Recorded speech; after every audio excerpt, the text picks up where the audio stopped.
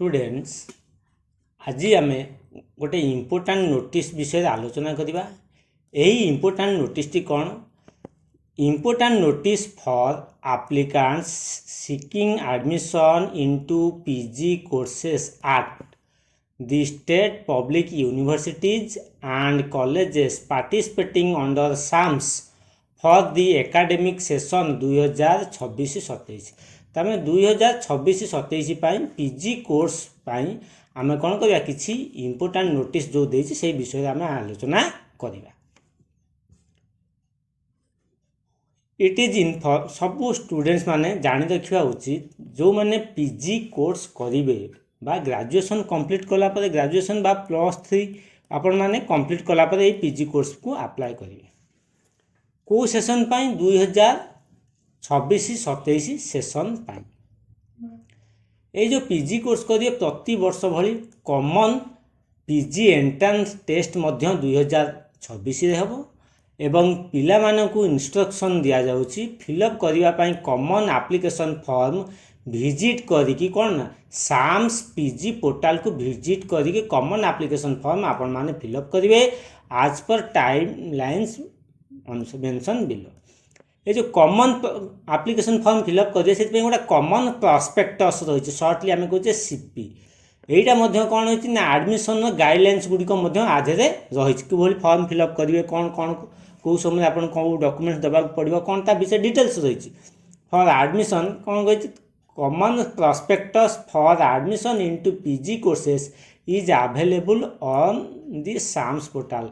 Sam's portal एटा available अच्छे कौन ना कॉमन प्रॉस्पेक्टसटा स्टूडेंट्स फॉर्म फिलअप करने पूर्वर बा कॉमन एप्लिकेशन फॉर्म फिलअप करने पूर्वर ऑनलाइन रे प्रथमे कॉमन प्रॉस्पेक्टस को आपण माने डाउनलोड करेंगे कौट ना साम्स पोर्टाल डाउनलोड करी ताकू डिटेल्स पढ़ी डॉक्यूमेंट्स गुड़िक सठिक भाव में ताकू कलेक्ट करी रखिकी आपण माने कौन करेंगे ना PG pi common application form T fill up करेंगे। मन रखु ये जो कॉमन एप्लिकेशन फॉर्म फिलअप करेंगे पीजी पाई ये जो पीजी रो कौन हम ना आपण मानकर गोटे एंट्रांस टेस्ट हम पीजी कोर्स कौन कहे ना common PG entrance test shortly कौन आम सीपीईटी 2026। बर्तमान आम डेरी करवानी आम कोर्स तार गाइडलाइंस कौन कौन रही टाइमलाइंस कौन कर की पॉइंट्स आम बर्तमान कौन कर आलोचना करवा। प्रथम पॉइंट कहला like the previous academic section like the previous academic session admissions into PG courses for the academic session 2026-27 shall be made exclusively on the basis of score obtained in the common postgraduate entrance test CPET।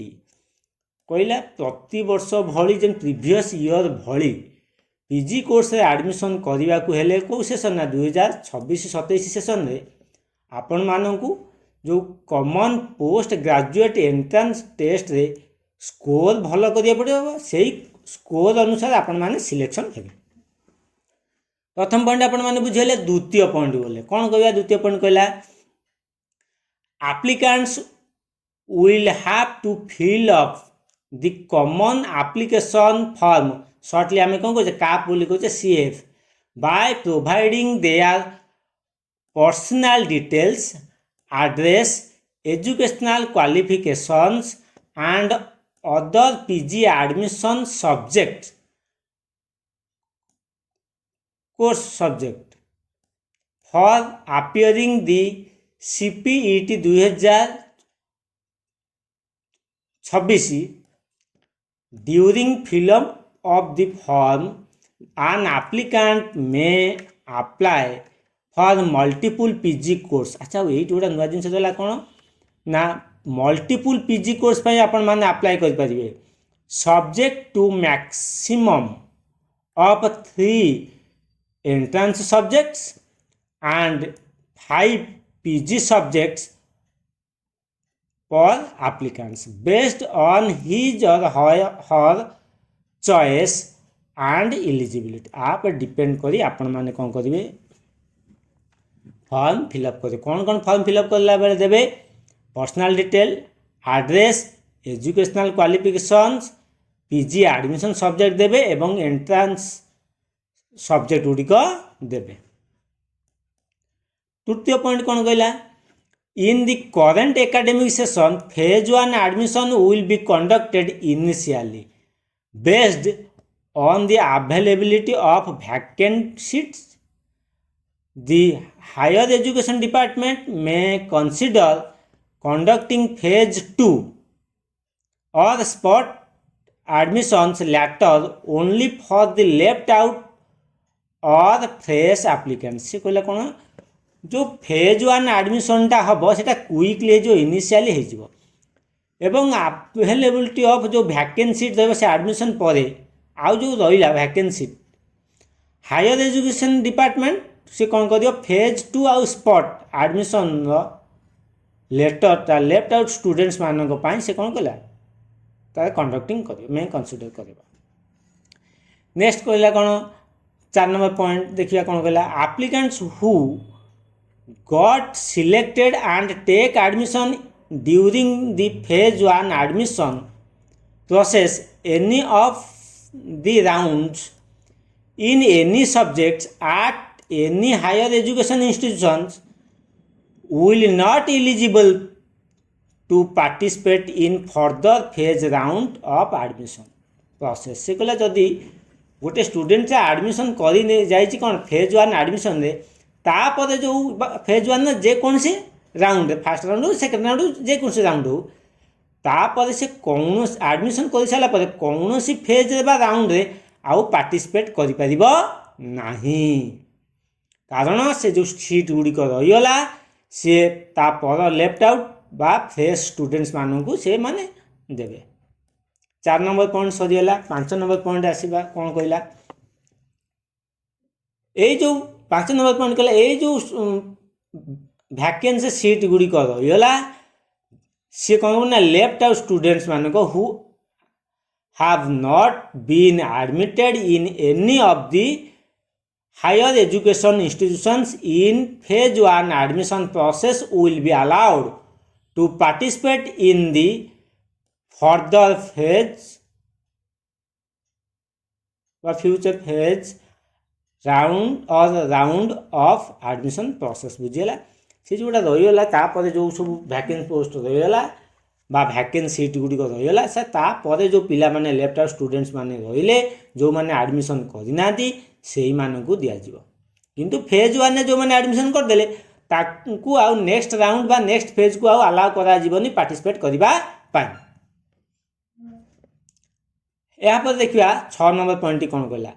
N applicant with elective paper which carries at least 24 credits at UG level are eligible to apply for that subject to get admission into PG courses। जो applicant माने elective subject रे elective subject तांकर तो at least 24 credit हम से माने से elective subject पाई मध्य कौन करेंगे पीजी करने से इलेक्टिव सब्जेक्ट पीजी करने अप्लाई करेंगे।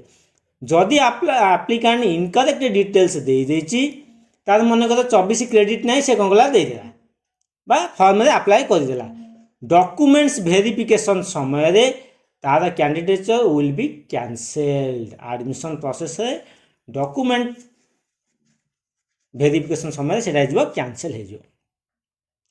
7 नंबर पॉइंट कौन कहला? 7 नंबर पॉइंट कहला स्कॉलरशिप पाई स्टूडेंट्स को रेसिडेंट इनकम और कास्ट सर्टिफिकेट अपलोड करने को पड़ो कौ समय जो जिते आपण मैंने कौन को filling of the common application form जदि आपण मैंने अप्लाई बा अपलोड करना कौ certificate resident income caste certificate तांकु मध्य आउ थे अनदर चांस दिज्व से अपलोड करने during updation of graduation marks and choice filling time समय आउ थे चांस दिज्व कौन पाई रेसिडेंट इनकम और कास्ट सर्टिफिकेट अपलोड करने। तापर आम देखा आउ कौन बेनिफिट रही फेज 1 जो मैंने एडमिशन करदे ସେମାନଙ୍କୁ 2 ମାସର ସମୟ ମିଳିବ। ସେମାନେ ସେମାନଙ୍କର ସାର୍ଟିଫିକେଟକୁ ଆଣିକି ଯେଉଁ ହାୟର ଏଜୁକେସନ୍ ଇନଷ୍ଟିଟ୍ୟୁସନରେ ଆଡ଼ମିସନ୍ କରିଛନ୍ତି ସେଠି ଡିପୋଜିଟ୍ କରିବା ପାଇଁ, ନଚେତ୍ 2 ମାସରୁ ଅଧିକା ହେଲେ କ୍ୟାନସଲ୍ ହେଇଯିବ ସେମାନଙ୍କ ଆଡ଼ମିସନ୍। ଏଇ ଯେଉଁ ରିଲାକ୍ସେସନଟା 2 ମାସ ପାଇଁ ମିଳିବ, submission of certificate shall be applicable only for phase 1 admission. କେବଳ ଫେଜ୍ 1ରେ ଯେଉଁମାନେ ଆଡ଼ମିସନ୍ କରିଥିବେ ସେଇମାନଙ୍କୁ ସେମାନଙ୍କର ସାର୍ଟିଫିକେଟ୍ ଗୁଡ଼ିକ ଡିପୋଜିଟ୍ କରିବା ପାଇଁ କେତେ 2 ମାସ ଭିତରେ ସମୟ ମିଳିବ, 2 ମାସ ସମୟ ଆଡ଼ମିସନ୍। ଆଉ ଫେଜ୍ ତାପରେ ଯେଉଁ ଫେଜ୍ ଆସିବ ସେ ଫେଜ୍ରେ କେଉଁ ପରମିଟ୍ ନାହିଁ, ଫେଜ୍ 2 ବା ସ୍ପଟ୍ ପାଇଁ ସେମାନେ ସାର୍ଟିଫିକେଟ୍ ଗୁଡ଼ିକ ଡିପୋଜିଟ୍ କରିବା ପାଇଁ, କେବଳ ଫେଜ୍ 1 ଯେଉଁମାନେ ଆଡ଼ମିସନ୍ କରିଥିବେ ସେଇମାନଙ୍କ ପାଇଁ ଏଇଟା ଆପ୍ଲିକେବୁଲ୍ ଅଛି, ଏଇ ରିଲାକ୍ସେସନଟା ଅଛି। ଯଦି ଗୋଟିଏ ପିଲା ଆଡ଼ମିସନ୍ କରିଦେଇଛି କିନ୍ତୁ ସେ କ'ଣ କଲା ନା ସାର୍ଟିଫିକେଟ୍ ଡିପୋଜିଟ୍ କରିପାରିଲା ନାହିଁ, ତା'ର ଆଡ଼ମିସନ୍ କ୍ୟାନସଲ୍ ହେଇଯିବ ଏବଂ ସେ ଯେଉଁ ଭ୍ୟାକେନ୍ସି ସିଟ୍ଟା ହେଇଯିବ ଆଲାଉ କରିବ ଅଦର ଇଲିଜିବୁଲ୍ ଆପ୍ଲିକାଣ୍ଟସକୁ ଆଜ୍ ପର୍ ମେରିଟ୍ ବେସିକ୍ରେ ହେଇପାରିବ। ଏହାପରେ ଆମେ ଦେଖିବା ଆଉ କ'ଣ ରହିଲା 9 ନମ୍ବର ପଏଣ୍ଟ। 9 ନମ୍ବର ପଏଣ୍ଟ କହିଲା ଯେଉଁମାନେ ସିଲେକ୍ସନ୍ ହେଇଥିବେ ସେମାନଙ୍କ ଫ୍ରିଜ୍ ଆଉ ଫ୍ଲୋଟ୍ ଏବଂ ସ୍ଲାଇଡ୍ ଏଇ 3ଟା ଅପସନ୍ ଥିବ, 3ଟା ଭିତରୁ ଯେକୌଣସି ଗୋଟିଏ ଅପସନ୍ ତାଙ୍କୁ ସିଲେକ୍ସନ୍ କରିବାକୁ ପଡ଼ିବ। ଡିଟେଲ୍ ଏ ଯେଉଁ ଫ୍ରିଜ୍ ସ୍ଲାଇଡ୍ ଆଉ ଫ୍ଲୋଟ୍ ଏ ବିଷୟରେ କମନ୍ ପ୍ରସ୍ପେକ୍ଟସ୍ ଭଲ ଭାବରେ ପଢ଼ି ଆପଣମାନେ କ'ଣ କରିବେ ତାକୁ ଦେବେ, ନହେଲେ ଲଗ୍ଇନ୍ କଲେ ଆପଣ କୌଣସି ଗୋଟେ ଭୁଲ ଯଦି ହେଇଯିବ ତାହେଲେ ପ୍ରୋବ୍ଲେମ୍ ହେଇଯିବ। କ'ଣ କହିଲା ଯେଉଁ ଫ୍ରିଜ୍ ଫ୍ଲୋଟ୍ ଆଉ ସ୍ଲାଇଡ୍ ଅପସନ୍ ରହିଛି ଏଇଟା କେଉଁଠି ରହିଛି, ଡିଟେଲ୍ସ ତା ରହିଛି କମନ୍ ପ୍ରସ୍ପେକ୍ଟସ୍ରେ। କେଉଁଠି ରହିଛି କମନ୍ ପ୍ରସ୍ପେକ୍ଟସ୍ରେ। କମନ୍ ପ୍ରସ୍ପେକ୍ଟସ୍ଟା କେଉଁଠି ଅଛି ସାମ୍ସ ପୋର୍ଟାଲରେ। ଆପଣମାନେ ତାକୁ କ'ଣ କରିବେ ଭଲ ଭାବେ ପଢ଼ିକି ତାକୁ ଫ୍ରିଜ୍ ଫ୍ଲୋଟ୍ ଆପ୍ଲାଏ କରିବେ। ବର୍ତ୍ତମାନ ଦେଖିବା ଆମେ ଟାଇମ୍ ଲାଇନ୍ସ କ'ଣ ଲାଗେ, ଏଇ ଯେଉଁ ୱେବସାଇଟ୍ଟା ରହିଛି କେଉଁ ୱେବସାଇଟ୍ ଆପଣ ଆପ୍ଲାଏ କରିବେ www.samsodisha.gov.in ଆପଣମାନେ ଆପ୍ଲାଏ କରିବେ। ମନେ ରଖନ୍ତୁ କେୟାରଫୁଲି କମନ୍ ପ୍ରସ୍ପେକ୍ଟସ୍କୁ ପଢ଼ିବେ ତାପରେ ଆପ୍ଲାଏ କରିବେ। ଆଭେଲେବିଲିଟି ଅଫ୍ କମନ୍ ବା online common application form website କେବେ ଆସିବ, କେଉଁ ୱେବସାଇଟ୍ରେ ନା www.samsodisha.gov.in। 27 ଫେବୃଆରୀ 2026 11ଟା AM ଏଇଟା ଆକ୍ଟିଭ୍ ହେବ ଏବଂ କ୍ଲୋଜିଂ ଡେଟ୍ ଆପ୍ଲାଏର ଲାଷ୍ଟ ଡେଟ୍ ପିଜି ପାଇଁ ଲାଷ୍ଟ ଡେଟ୍ ହେଉଛି 15 ମାର୍ଚ୍ଚ 2026। 27 ଫେବୃଆରୀ 2026ରେ ଆପ୍ଲାଏ ହେବ, ଆପ୍ଲାଏର ଫାଷ୍ଟ ଡେଟ୍ 11ଟାରେ, ଶେଷ ତାରିଖ ହେଉଛି 15 ମାର୍ଚ୍ଚ 2026। ଏହାପରେ ଆପଣମାନଙ୍କର ଯଦି କିଛି ପ୍ରୋବ୍ଲେମ୍ ରହିଯାଇଥିବ କମନ୍ ପ୍ରସ୍ପେକ୍ଟସ୍ରେ ଏଡ଼ିଟ୍ କରିବା ପାଇଁ ସେଇଟା ହେଉଛି 16 ମାର୍ଚ୍ଚ 2026 11ଟା AM-ରୁ 11:45 PM ଭିତରେ ଆପଣମାନେ କ'ଣ କରିବେ ତାକୁ ଏଡ଼ିଟିଂ କରିବେ। এইটা হচ্ছে স্টুডেন্টস মানଙ୍କର 1 নম্বর পয়েন্ট 2 নম্বর পয়েন্ট 3 নম্বর পয়েন্ট মোस्ट ইম্पोर्टाट। यापर ओकाक तार स्टेट सिलेक्शन बोर्ड को दब कौन डाटा दब तापर आसो कौन आपण मानकर availability of hall ticket website SSB Odisha रे है कौन ना तार वेबसाइट जो हॉल टिकेट आसो कॉमन एंट्रेंस टेस्ट पाई जो पीजी टेस्ट एंट्रेंस टेस्ट पाई ता वेबसाइट रही कौन ssbodisha.ac.in यही वेबसाइट आसो डाउनलोड करी आपण माने कौन करी हॉल टिकेट बा एडमिट कार्ड केबे 23 एप्रिल 2026 ऑनवर्ड्स एवं एंट्रेंस टेस्ट जो हम तार date wise sitting will be examine sitting wise examination schedule will be available on official portal SSB Odisha यही वेबसाइट हम ऑफिशियल पोर्टल तार जो कॉमन एंट्रेंस हम केबे 27 एप्रिल 2026 रु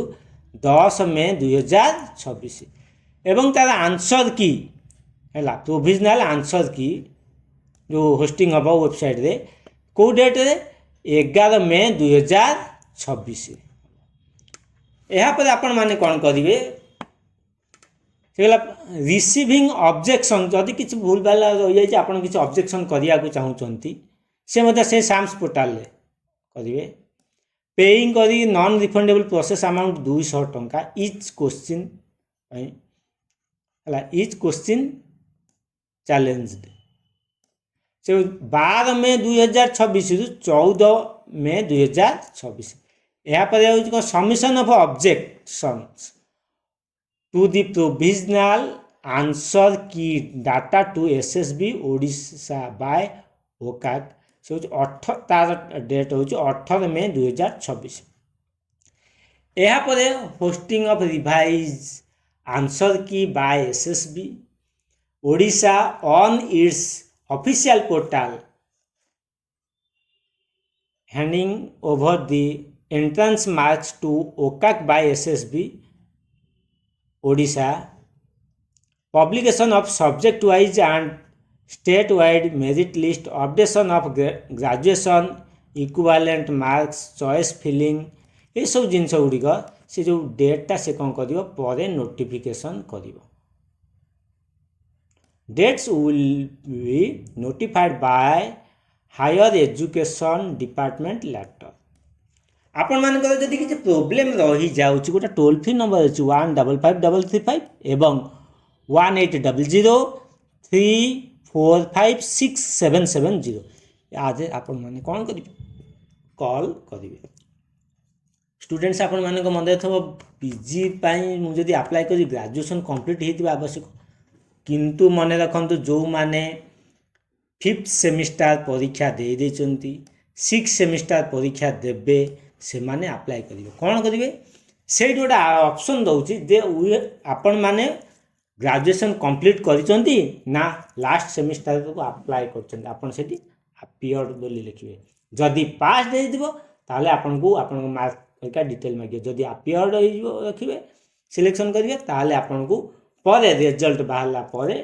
डेडलाइन जो हबो सेटा कौन कर आपण माने कौन करिवे अपलोड करिवे मार्कटा ग्रेजुएशन मार्क्स स्टूडेंट्स आज वीडियो रे एतिकी जदि आपण मानक डिटेल किसी रही जाइए आपण मान तेबे केबे अबुझा होइछंती बा बुझी पारिलेनी ताहले आपण माने कौन करिवे साम्स वेबसाइट को जाई पीजी एंट्रेंस सेक्शन को जाई कॉमन एप्लिकेशन को फॉर्म फिलअप करने पूर्व कॉमन प्रोस्पेक्टस को आपण माने भल भाव डाउनलोड कर पढ़े तापर अप्लाई करेंगे स्टूडेंट्स आज वीडियो देखी पुणी आपण मान सहित देखा आउ एक नुआ एक वीडियो रे नुआ किसी विषय वस्तु को नहीं आपण मान सम्मुखें उपस्थापना करेंगे आज ये आपण मान अशेष अशेष धन्यवाद आपण मैंने जदि मोर चैनल नुआ अच्छा ताले मोर चैनल को बहुल भाव लाइक करूँ शेयर करूँ सब्सक्राइब करने समय बेल आइकन को प्रेस करने को भूलिए ना आज ये रही आपको अशेष अशेष धन्यवाद।